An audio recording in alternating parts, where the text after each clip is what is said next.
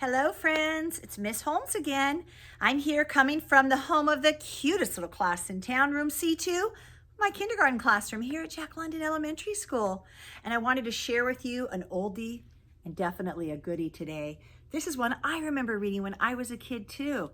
This is titled Alexander and the Terrible, Horrible, No Good, Very Bad Day. And this book is written by Judith Viorst, and it's illustrated by Ray Cruz. Now remember, friends, I always tell my students, look on the back before you read a book and see if there's a little sneak peek from the author. Sometimes there is, and there is on this book. And the author tells us Alexander knew it was going to be a terrible day when he woke up with gum in his hair. And it got worse. His best friends deserted him. There was no dessert in his lunch bag, and on top of all that, there were lima beans for dinner and kissing on TV. Oh, terrible stuff for Alexander. So let's enjoy this together, friends. Alexander and the terrible, horrible, no good, very bad day.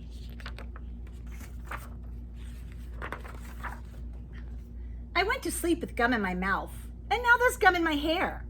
And when I got out of bed this morning, I tripped on the skateboard. And by mistake, I dropped my sweater in the sink while the water was running.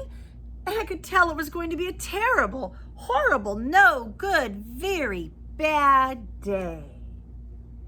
Yeah, Alexander looks pretty bummed out. At breakfast, Anthony found a Corvette Stingray car kit in his breakfast cereal box. And Nick found a junior undercover agent code ring in his breakfast cereal box. But in my breakfast cereal box, all I found was breakfast cereal. I think I'll move to Australia.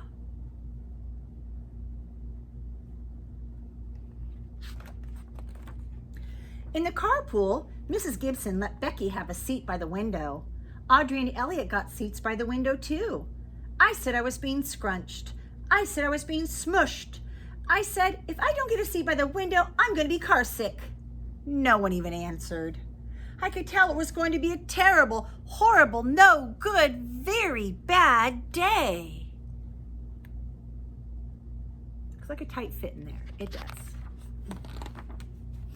At school, Mrs. Dickens liked Paul's picture of the sailboat better than my picture of the invisible castle. At singing time, she said I sang too loud.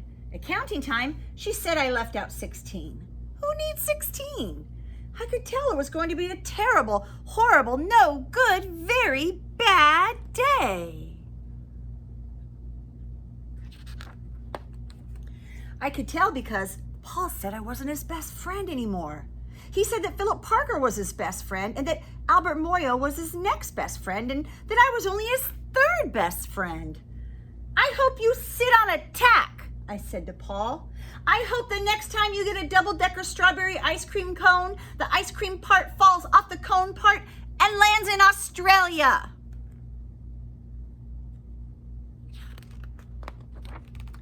There were 2 cupcakes in Philip Parker's lunch bag, and Albert got a Hershey bar with almonds, and Paul's mother gave him a piece of jelly roll that had little coconut sprinkles on the top. Guess whose mother forgot to put in dessert? It was a terrible, horrible, no good, very bad day. Sometimes we have those. That's what it was, because after school, my mom took us all to the dentist, and Dr. Fields found a cavity just in me. Come back next week and I'll fix it, said Dr. Fields. Next week, I said, I'm going to Australia.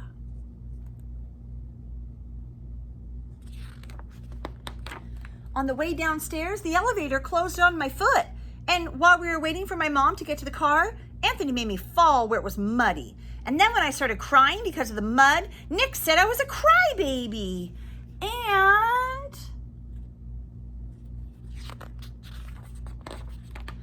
while I was punching Nick for saying crybaby, my mom came back with the car and scolded me for being muddy and fighting.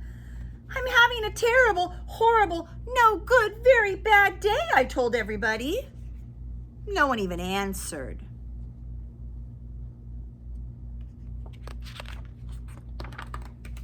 So then we went to the shoe store to buy some sneakers. Anthony chose white ones with blue stripes. Nick chose red ones with white stripes. I chose blue ones with red stripes. But then the shoe man said, "We're all sold out." They made me buy plain old white ones, but they can't make me wear them.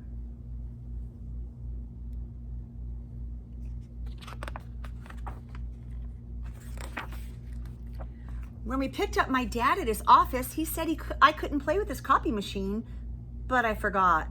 He also said to watch out for the books on his desk, and I was careful as could be except for my elbow. He also said don't fool around with his phone, but I think I called Australia. My dad said, please don't pick him up at work anymore. It was a terrible, horrible, no good, very bad day.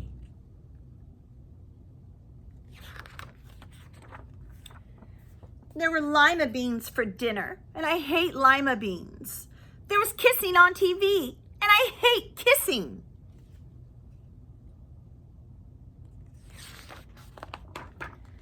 My bath was too hot. I got soap in my eyes. My marble went down the drain, and I had to wear my railroad train pajamas. I hate my railroad train pajamas.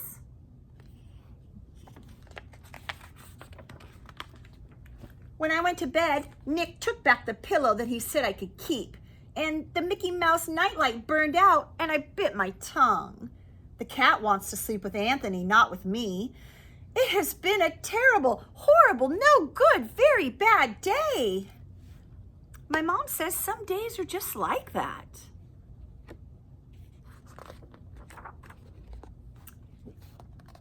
Even in Australia. True, my friends, right?